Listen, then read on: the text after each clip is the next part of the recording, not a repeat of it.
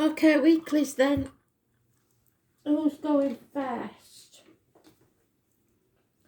Let's see, shall we? Who needs to know what, Spirit, please?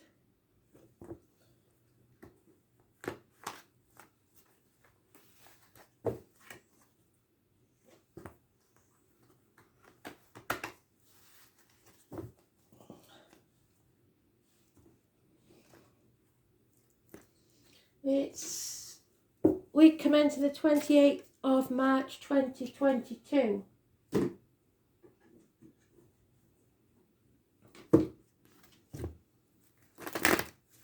Gotta do slightly different. I think we'll do the Celtic cross, and I think we'll use the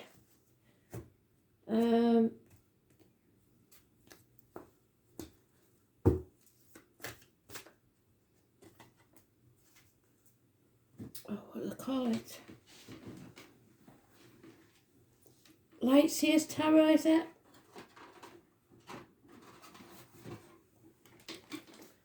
Yeah, Lightseers. Whispering Woods, and do you know what we're going to use? I'm going to put the Aboriginal deck away, and we're going to use the Light Workers. So Lightseers and Light Workers. If I have to clarify, I'll do it with the circular deck. So, okay. So it's Capricorn, who was mentioned in today's read.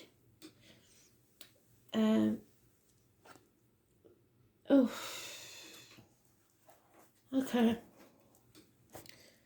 So Capricorn, materialism, you being seduced easily, and sometimes I believe it's because you're too innocent, and I know that sounds a bit strange, but Capricorn card gets such a bad rap. So this week, just for once, I'm going to do the Celtic cross. Some of you will know it, some of you won't. I like to change the reads up a bit. So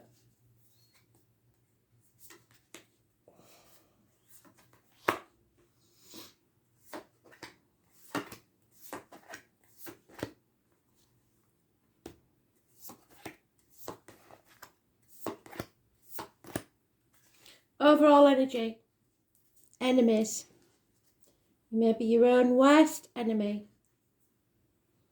The light's a bit strange in here, I don't know what you can see. I'll pause it and put the light on and see if that makes a difference. Not much, but hey ho, let's see. We can change that, that's better, you can see more there, can't you?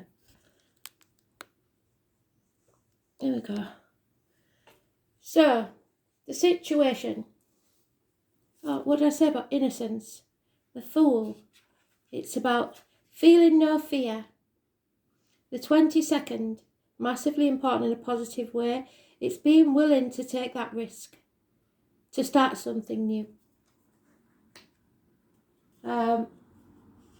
Even though you might not feel that you're ready for it, either financially, emotionally, maybe you see yourself as being too old, too young, not smart enough, not rich enough.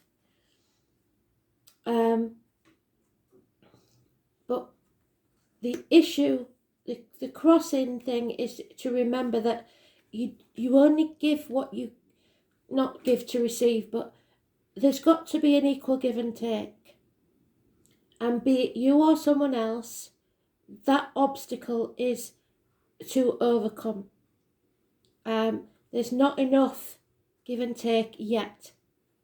So you've got to learn how to.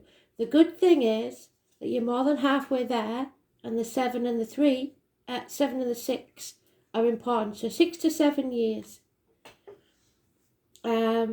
is mentioned. It could be about career, it could be about finances, it's about your stability, it's about taking risks. 22, massively important, fantastic energy. What cannot be changed is you missed an opportunity, and you know it, I think, for a new life, a new home, about a year ago. Maybe you refused a proposal, but it's a missed opportunity, a doorway you should have gone through that you didn't. The root of the problems is now you possibly blocked via the internet, or you're having to work even harder burning the candle at both ends. There's a lack of communication, and we've progressed from 6 years to 7 to 8, so it seems to be getting ever longer. You keep pushing it further and further away. In the past there was possibly a Leo, power struggles, issues with the heart and back, health issues, karmic issues. The number 8 and 26, negative energy, impatience, bad temper. So it's all not really coming together in the past. And that Leo is still there. Financial success. And it seems to be that that's what's on your mind. Financial success just out of your reach. Always missing the opportunity. And maybe you're frightened now to take that risk because you don't trust your own judgment. Things will become very, very clear. The new moon, I believe, is on the 1st of April. Let me check the almanac.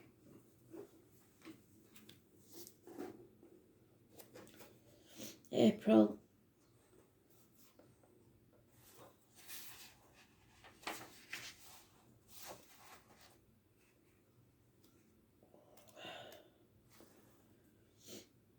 Yeah, the new moon on the 1st and the full moon's on the 16th. So, this is the 18th. Anybody born on the 18th, living or past it for your diary and address, massively important in a positive way. It's about being torn between two options. What should I do? Dare I do it? Yes, Spirit is saying yes, do it. No two ways about it. It's not going to be easy, but nothing worth having is. Especially if it's in work and career. In your personal life, you are coming out of a nightmare situation, sleepless nights. You've been in distress in some way. 9 weeks is mentioned. Wishes and dreams are that you can escape, that you no longer have to put up with what's been going on. Somebody maybe took advantage of you, got away with your chickens, and you're not going to let them come back for your sheep because you're moving on to better things, from stormy waters to calmer ones. So Spirit is saying take that risk. The most important thing for you is to know is the 22 and the 18 are positive energy. Pretty much I believe that is, it doesn't need clarifying. I think we'll maybe pull a card on the strength, the illness, bad temper maybe. There's a lot of swords, so air signs, especially Gemini. So what do we need to know about this strength energy? Yeah, something that you wasted your time on in the past and you don't want to waste time anymore. And the moon, we'll clarify that. Yeah, sacrificing. You've sacrificed yourself enough. Pisces energy, you need to stop sacrificing yourself for other people. Stop playing the martyr or the victim to get what you want. Stop manipulating others if that's you. And see things from a different angle. Put your boundaries in place because there is love, a lot of love there. But it's all about your finances because this is a second house of owning. What you own owns you. Sitting on the fence and not making a decision. And it is the 26. And that's what you need to leave behind.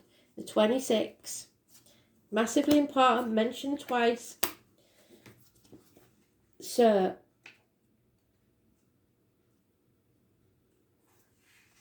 Two of Pentacles, 2 years possibly, wasted.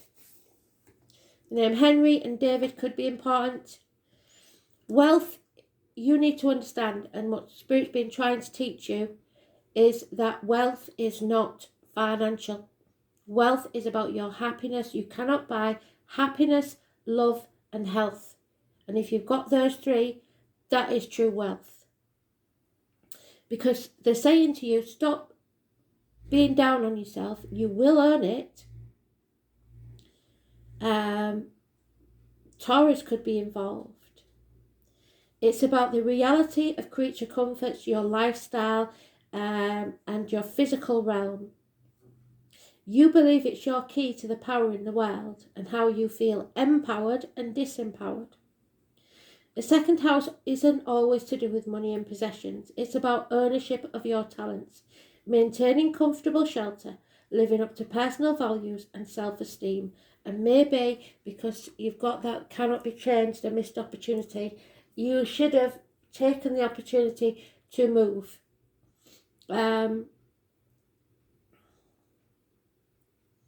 It's about your self-esteem, and that's very low by the look of this. It's about what we decide to utilise or manifest in the physical realm, the desired results of which will always be quantifiable rewards. So if it makes you feel happy, that's all that's important. When this card turns up, it's time to concentrate on more practical issues. How do you handle your finance? How do you look out for yourself in terms of shelter? Do you stand up on your own 2 feet? How will you be rewarded? And are you making a good living at what you love?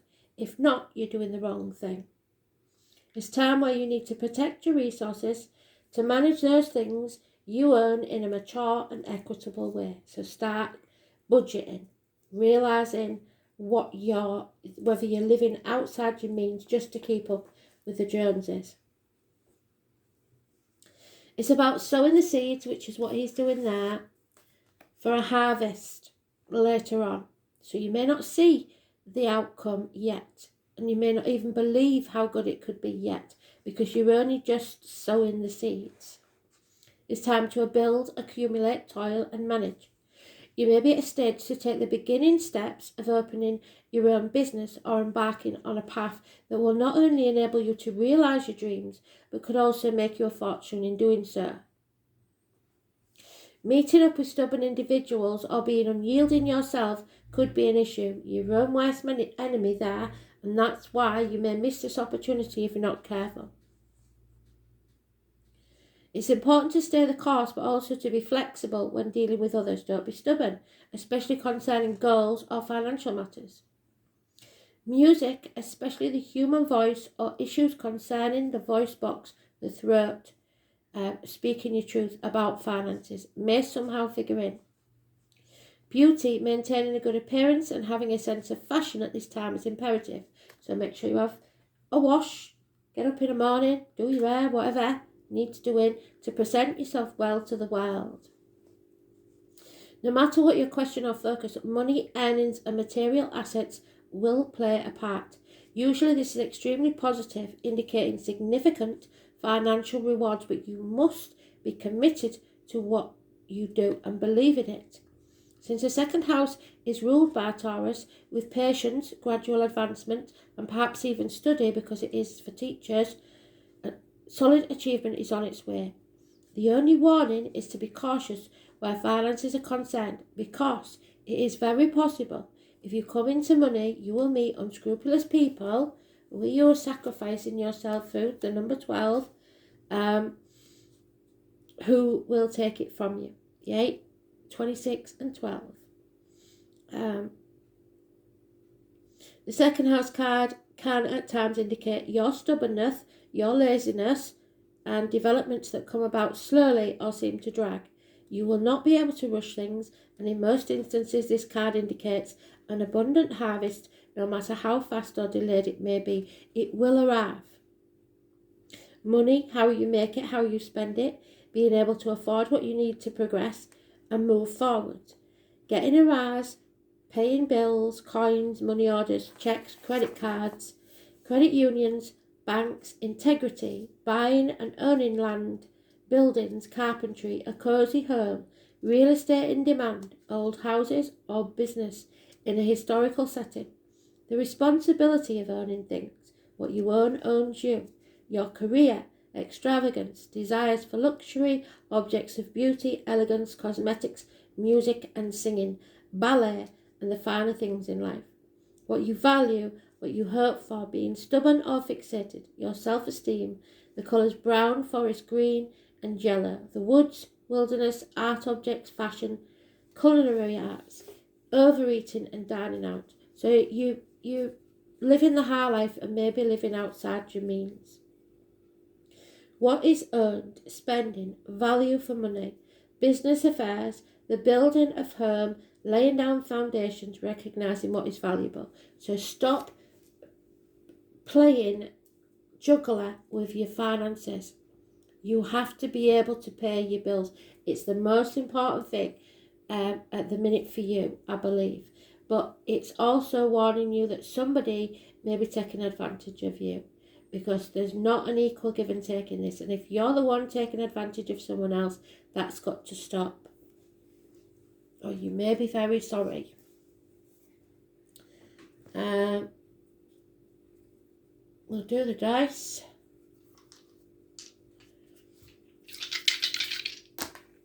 Cancer, first house, the sun. So you have to look after yourself. Mothers, the womb, the breasts, etc. may be important. The home life. But your health comes first, and you. So, cautious self-expression. Highly emotional, nurturing, possessive, introverted. The sun in Cancer can withdraw after setbacks. So don't want you to do that. But it's generally tenacious over tasks. So you may have missed an opportunity, like I said, and you now fear taking a risk. I believe that's the risk you need to take. First house. It's about Aries, your head and face, your self-esteem, which they've already spoken about, your place of birth and your immediate environment. It's about you your self-image, your separateness, your individuality, your physical characteristics, personal appearance and expectations of environment. So you need to start having more self-respect, having more self-esteem, and you will get that.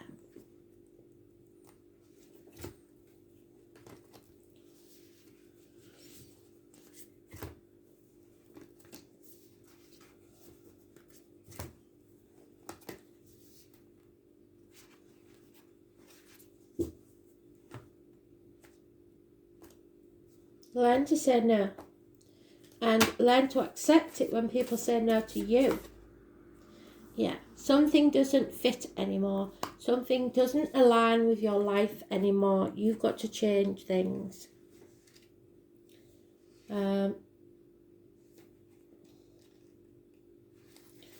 So, what in your life is no longer in alignment with who you truly are? We are cyclic beings in a constant state of change and evolution, of growth. Change is one of the only certainties in life. You are going on a new journey and starting a new chapter. When you resist your cyclic nature, you resist life and feel stuck. Many of us have learned to be who the world wants us to be, but there comes a time when it's hard to hold on to the facade. And it's easier to embrace who we truly are, which is what Spirit wants you to do. To surrender to how we have changed and align life to that way of being. You are being called to let go of who you once were, or the things that you once defined yourself by, the job, the relationship, the mask you wore, and to embrace who you truly are. To courageously step into the person that you came here to be in your full authenticity. To embrace your weirdness and your uniqueness. Perhaps you've outgrown some relationship or circumstances, and it's time to reassess and bring all the parts of your life into alignment so they are congruent with who you truly are today. What in your life doesn't serve you anymore? Put the boundaries in place, cut the ties, and move on. It's time for a new beginning. Thanks for listening.